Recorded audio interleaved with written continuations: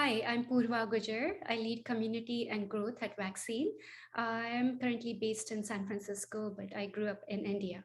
My background as an edtech founder is atypical. I don't have educational background or work experience in schools or academia, but my interest in education really stems from my experiences growing up in India. My parents realized the value of education and moved my family from our native village to a nearby city for good educational opportunities. But my extended family, even my first cousins, didn't have access to the right resources and they ended up dropping out of school. And I saw that happening again and again in many families around me. And it made me really aware about the importance of education, the impact it has on someone's life. I started working in education field by initially volunteering for many nonprofits. Actually, I ended up meeting my husband at an educational nonprofit. We both were volunteers there. And then eventually I ended up switching careers and went full time in education by starting a preschool in San Francisco and then starting an edtech company called Inceptive. I started Inceptive based on my experiences and interactions with parents while starting a school here in San Francisco. I realized that parents were looking for a comprehensive, trustworthy resource online, and there wasn't one.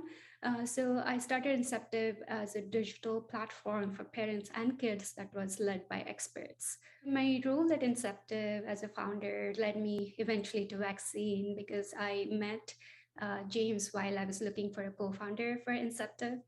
We met through an online tech community and we chatted a few times and eventually James ended up joining me as a co-founder and CTO for Inceptive. And in that role, he and I worked together almost every day for 2 years. And when we decided to shut down Inceptive due to lack of funding, um, we were discussing our future plans, and James told me that he was thinking about databases and, in particular, CRDTs, and that sounded interesting.